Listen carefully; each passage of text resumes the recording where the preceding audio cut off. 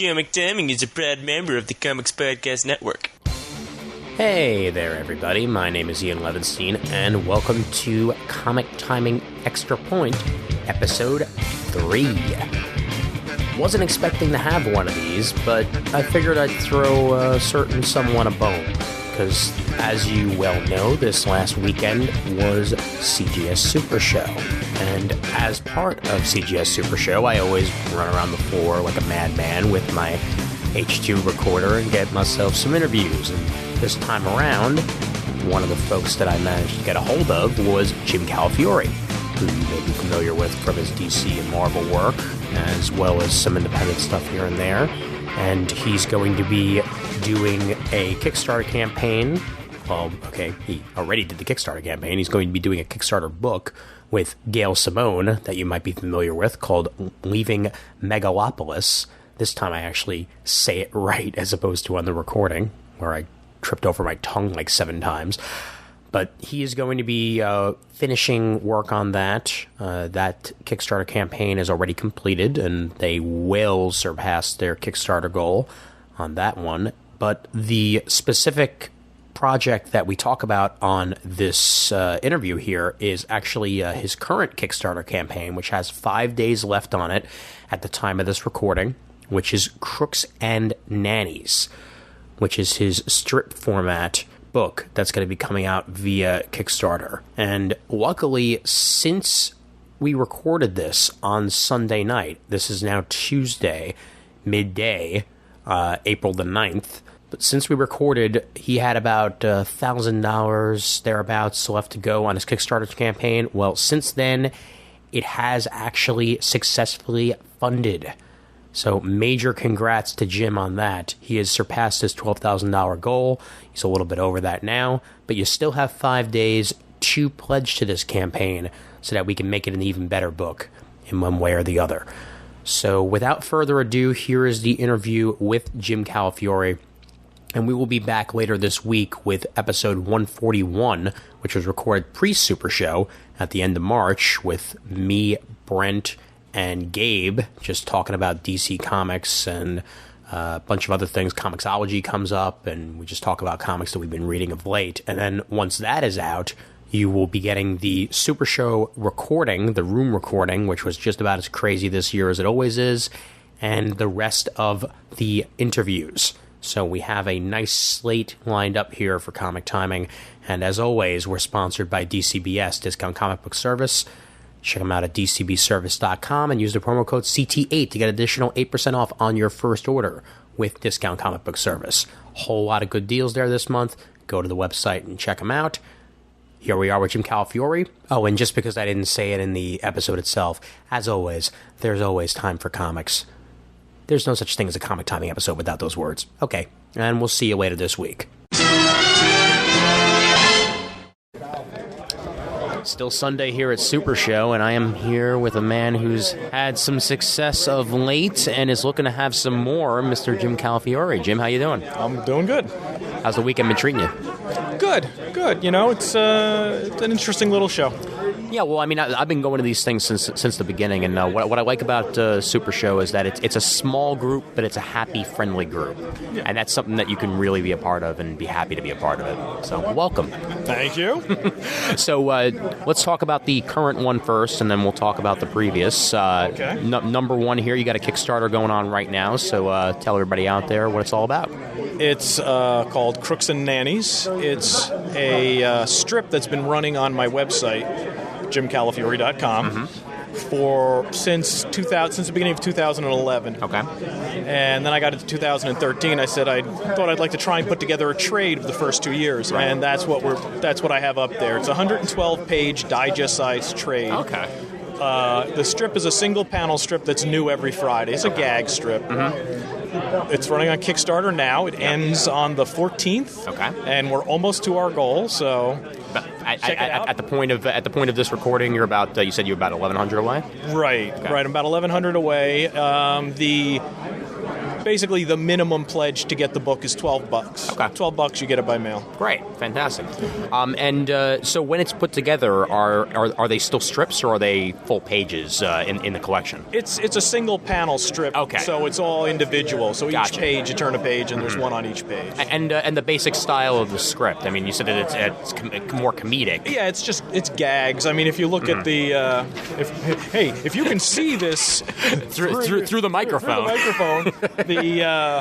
The first strip has the title of it is "Leave No Turn Unstoned," and there's a picture of a bird leaning against the wall, smoking a doobie. Those in Colorado are fully appreciating this right now, for sure. But there's a lot of. I have a one series called "Edited from the Bible," and there's a lot of relationship stuff I do. Well, I mean, quite frankly, it's nice. It's nice to see you going into different styles every now and then. Because I mean, obviously, most people know you for your superhero work, and now we know that you have a more humorous side to you as well. Right. It's a little different, but it's just something.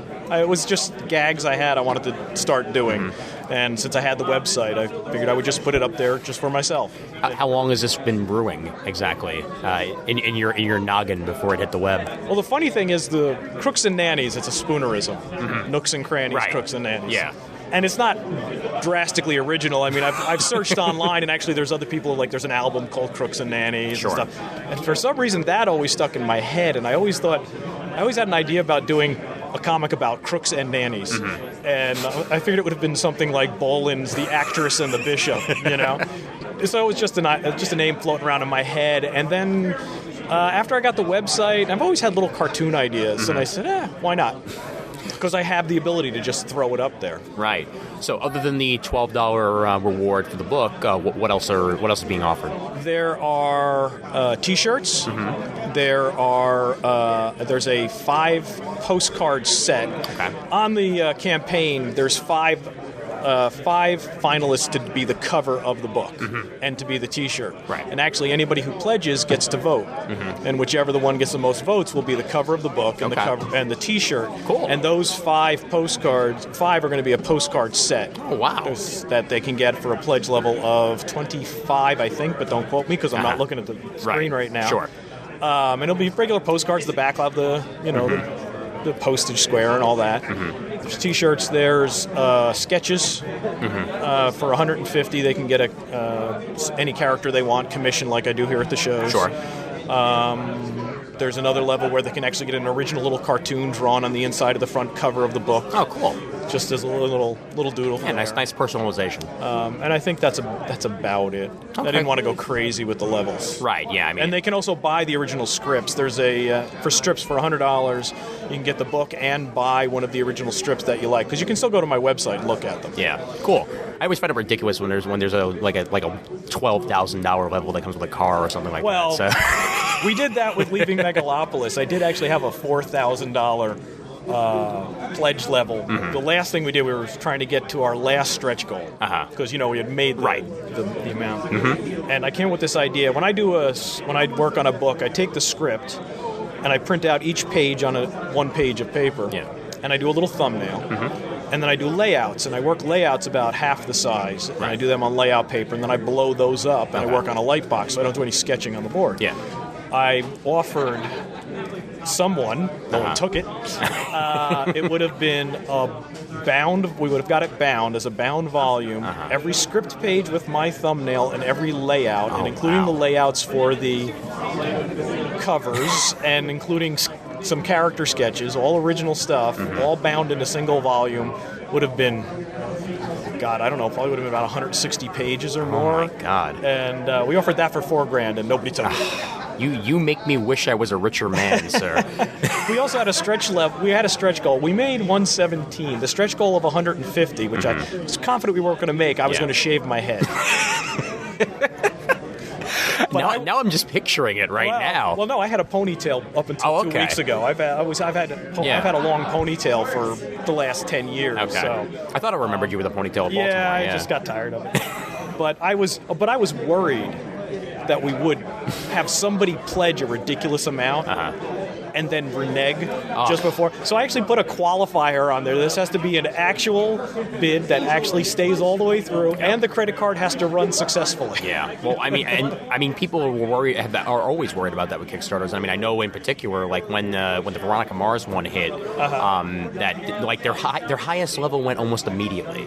And I remembered seeing comments online like, "Oh, well, that's got to be a fake. That's got to be a fake." Turns out it's one of the guys who founded Double Fine, the video game production company, who just happens to be a really big fan of Veronica Mars. And so he put like some ridiculous like amount? $10,000 or something like that to get himself as an extra in the movie or something like that. As long as the card goes through. You're good. damn right. Yeah. So let's talk a little bit about leaving Megalopolis, because I was a contributor and happy to have that book coming eventually. Where are we in the process now, and how are things going? We're about 3/4 of the way through. We've had some delays. There's been various things. I called it holidays and hurricanes. Okay.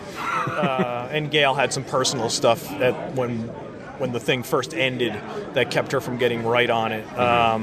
Sandy, I'm on the East Coast, so Sandy wasn't a blast. I'm from Brooklyn myself, so I spent a week without power, and then the next boy. week I was helping a friend demolish his flooded house because he was down. So Oh boy. Hopefully nobody's holding God against me or something, But we're working as fast as we can. We don't want to rush it. We definitely want to put all we've got in it. There's a 14-page backup story that I wrote and drew myself. That's done, colored. There's a prose story that Gail's doing on it. She's well along on that. And then we probably have about 20 to 25 pages left to go. Okay. Maybe 30. I'm trying to do the math. Because the page count went up at one point. Right. Yeah. Well, that was it. Well, the other thing about, we had a February release date on it. Then we added a book and a half. So we weren't going to make February anyway. Right, I mean, course, in theory, if you say a month and a half, we should have been shipping middle of April. This month. Right. We're not making that. Yeah. We're hoping to be the printer either by the end of the month or the beginning of April, somewhere in there. Getting it printed here or overseas? No. We consciously made a decision to not go to China. A lot of people go. We just decided no, we didn't want to do that. And the printer we actually decided on is one of the printers who does Marvel and DC trades. Is that the guys out in Michigan? It looks like we're going with. Sorry. No, that's fine. I mean, the only reason I'm bringing it up is because this one particular publishing house came up in the webcomics panel yesterday. Katie Cook was mentioning that there's one in Michigan, and she had absolutely no idea that Marvel printed any of their trades in the U.S. proper. Right. Yeah. Well, this is minutia, but they used to just say printed in Canada, printed in the USA. Now they actually say printed by.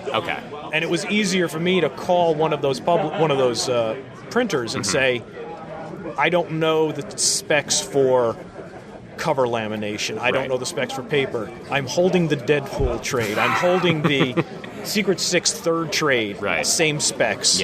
Price me out. That changed as we went along. We were originally an 80-page softcover, and now we're a 112-page hardcover. So, well, that's what happens when you get extra money behind you. Yeah, I'm happy to wait for it myself. Yeah, well, I appreciate the patience. We definitely appreciate the patience. Definitely. So, any other projects coming forward with you, or just mainly focusing on these for now? I'm trying to focus on that. I mean, I've been doing a couple little things. I jumped in and did like 3 pages in Green Lantern for them. I did a Judge Dredd cover, which was really cool for IDW. Oh, nice. Colored it myself and everything, so that's really neat. And I've got a couple other things I'm working on, just sort of little project here, little project there. But I really wanted to just concentrate on getting Megalopolis out. I didn't want to take like 2 books and 2 books of something, do 2 Batman issues, and then Megalopolis just sits there, or I'm rushing to do everything. Yeah. So I really just wanted to concentrate on Megalopolis. Great. And are links to the Kickstarter on your page? Because I know how hard it is to remember a Kickstarter URL. So. Right. Yeah, if you go to my page, I'm pretty sure I have right on the front page is basically the news items. Okay. There should be a link there. I'll actually do that if I haven't when I get home tomorrow. Great. And I'll link to it in my show notes as well. So any of you people listening, just head to the Comic Timing website. It'll be there. Thanks. Appreciate it. No problem. And best of luck on the current one. And like I said, can't wait to have Megalocalypse out there. And I can never say the name. It's just a tongue twister. Yeah, I know. Well, the funniest one is we didn't do a website domain. Yeah. And about 3 weeks ago, I said, Gail, we should probably do the domain just to park it. Mm-hmm. Leaving megalopolis.com is gone. Oh, no. And the guy who handles my website, he said it's gone. I said, when did it go? He said, August, which is when the campaign was up. It's a squatter. Yeah, sure.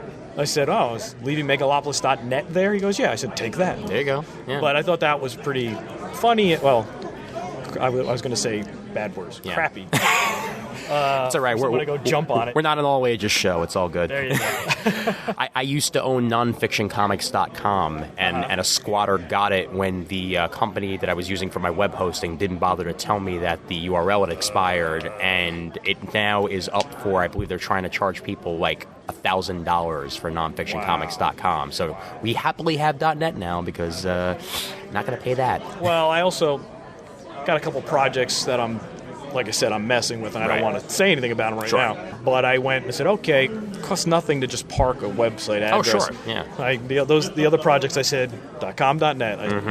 I said, get both of those for me. Put your Twitter out there for everybody, too, because I know you have one. Not Twitter. Oh, not Twitter? No, Facebook, okay. Facebook is, I'm on Facebook. Yeah, Facebook. Gail Twitter's more than enough for both of us. Yes. And I'm just not that... Not that social savvy when it comes to social networking? I mean, no, I'm not that good at staying on top of it. Gotcha. I mean, if people look at my Facebook site, it does lay fallow for a little while. I come on, check, friend, okay, and then I'll go back off. It's just time-wise. I've never got into that. I know I should. I know I should be socially media savvy. Wait, again, you can't see this on the I was going to say on the radio. It's close enough to the radio. Oh, about my phone. Oh my God. Well, see, yours is just a little bit better than mine. You got a clock. I got that's the best part of it is that it lights up and I get to get the time that way. But he's got an old school flip phone with what appears to be like that looks like a freaking old school microphone right in the middle there. Oh, that's great. Well, we got them because it's really loud. Turns out this is for hard of hearing people. But it doesn't text. I don't text. Wow. Which is bad because now everybody assumes you text. They used to say, "Do you text?" Yeah. Now they don't assume. They say, "You didn't respond to my text." Right. So I don't have a text plan. Get it? I'm a Luddite when it comes to this. I have an iPad, but I'm a Luddite when it comes to this. So I'm gonna say it out loud. It's kck.st/WCPCUK. That's right there on the capital W and capital U in that. I'm not sure if case sensitive is going to make a difference here, but either way. Yeah, I don't know. I don't know about address sites. Yeah, but that's their short version. Yeah, Kickstarter gives you the short version. If you want to search on Kickstarter, just put in Crooks, Crooks, and it'll pop up. Fantastic. Yeah. All right. Well, Jim, like I said, best of luck and thanks for taking your time out of your Sunday schedule here for a little Common Time and Time. Good talking to you. All right, and we'll have more. In fact, this one's going to come out as a special episode before everything else to make sure that Jim gets his word out there. So you have been listening to a Comic Timing Extra Point. Take care.